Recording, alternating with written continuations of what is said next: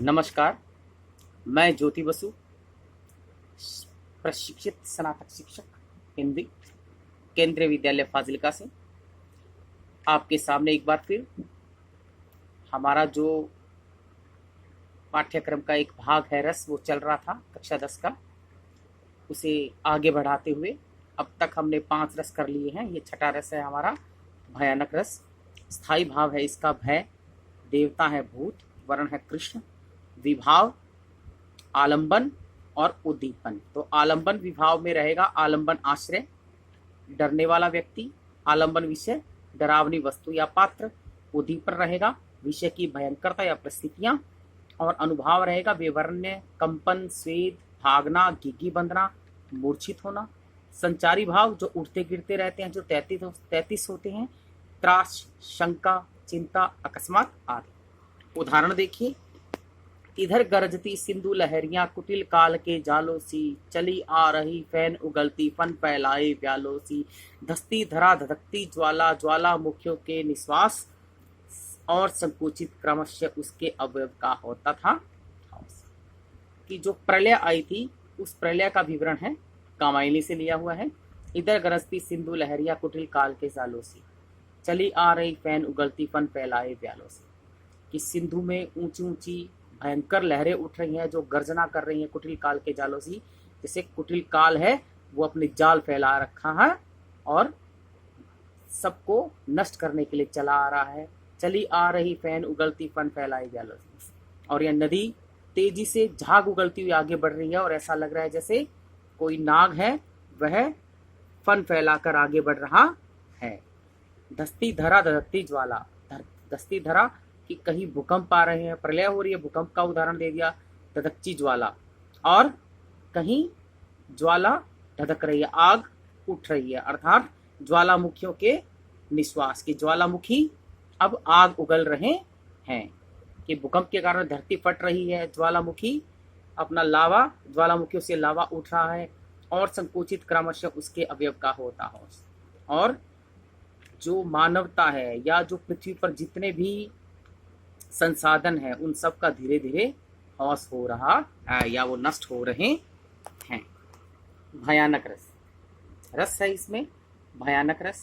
स्थाई भाव भय, विभाव में आलंबन विभाव रहेगा, आलंबन आश्रय, मनु या दर्शक, आलंबन विषय प्रलयकालीन विनाश, प्रलयकालीन,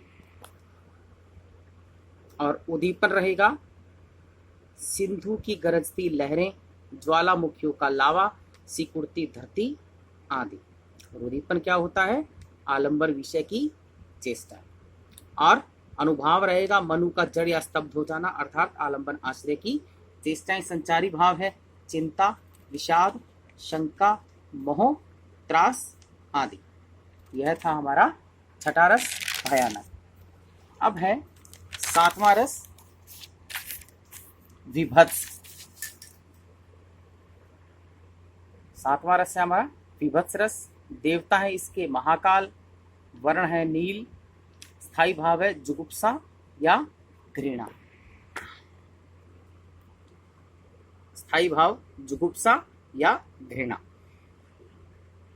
विभाव रहेंगे आलंबन विभाव का पहला है आलंबन आश्रय यानी कि कोई व्यक्ति, आलंबन विषय घृणास्पद वस्तु, दृश्य, मांस, रुधिर यानी कि खून, फूहड़ता आदि। तो आलंबन विषय घृणास्पद वस्तु, दृश्य, मांस, रुधिर, फूहड़ता आदि। और उद्दीपन विभाव रहेगा दुर्गंध, कीड़े बिलबिलाना, दुर्गंध है कि बदबू, कीड़े बिलबिलाना कि कीड़ों का पूरी तरह से गिर जाना, यहाँ वहाँ होना, हिलना डुलना, मक्खियों का भिनभिनाना, मक्खियों का भिनभिनाना। और अनुभाव रहेगा नाक सिकोड़ना, मुंह बिगाड़ना, उबकाई आना यानी कि उल्टी आना। और संचारी भाव रहेगा व्याधि, अपस्मार और त्रास। और उदाहरण देखिए इसका, रिपु आतन की कुंडली, करी जोगिनी चबात, पीबई में पागी मनो, जुगती चलेगी खात। रिपु यानी कि दुश्मन, कि दुश्मन की आंतों की कुंडली बनाकर, यानी कि गोल गोल करके करी जोगिनी चबात। और जोगिनी उसको, जोगिनी यानी कि योगिनी है, उसने अपने दुश्मन की आंतों की कुंडली बनाई और उसको चबाने लगी। पीबई में पागी मनो जुगती जलेबी खाए, और उन आंतों से एक रस सा, मतलब जैसे पस होती है ना, उसके समान निकल रहा है। और वो ऐसा लगता है मानो जो योगिनी है वो जलेबी चबा रही हो। अब सोच के देखिए कि कोई मरा हुआ है और उसकी दुश्मन हो चाहे कोई भी हो, उसकी आंतों को निकाल के उसको जलेबी के समान बना के कोई खा रहा है, तो कितना घृणित दृश्य होगा। तो वही बात है। तो रस इसमें होगा विभत्स रस। स्थायी भाव जुगुप्सा या घृणा के ऐसे दृश्य को देखकर किसको प्यार आएगा? सब घृणित होंगे कि छी क्या देख लिया हमें। वही बात है। विभाव यानी कि आलंबन विभाव, आलंबन आश्रय, दर्शक, आलंबन विषय, जोगिनी या योगिनी। और अनुभाव रहेगा उबकाई आना, जी घबराना, आंखें बंद रख करना। और एक बार फिर सुनिए, अनुभाव में उबकाई आना, जी घबराना, आंखें बंद करना। संचारी भाव रहेगा व्याधि, अपस्मार, आवेग, त्रास आदि। अब है हमारा अगला रस, आठवां, अद्भुत रस। अद्भुत रस के देवता हैं गंधर्व, वर्ण है पीत। स्थायी भाव अद्भुत का आश्चर्य या अचरज। विभाव रहेगा आलंबन विभाव में आलंबन आश्रय, कोई व्यक्ति या श्रोता या दर्शक। आलंबन विषय रहेगा अलौकिक व्यक्ति, दृश्य, अलौकिक दृश्य, आश्चर्य कारक वस्तु आदि, की कोई आश्चर्य कारक वस्तु आदि कि जिसको देखकर मन में आश्चर्य जगे। उद्दीपन रहेगा विषय के अद्भुत गुणकर्म, विषय के अद्भुत गुणकर्म। अनुभाव रहेगा मुख खुल जाना या खुला रह जाना, एकटक देखना, हतप्रभ होना, दांतों तले